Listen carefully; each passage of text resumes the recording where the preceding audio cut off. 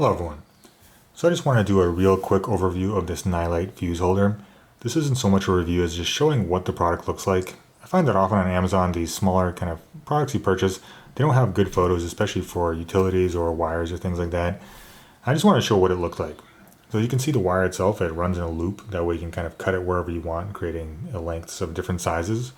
The fuse holder itself, it's very high quality.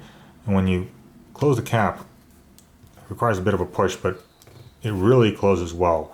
The seal feels very tight, and if you use this for some sort of marine or more weatherproof application, you could very easily add some sort of sealant here in the gap and really make this completely kind of watertight, as well on the edges.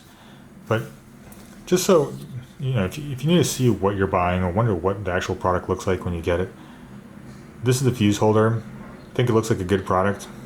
I just want to share my thoughts.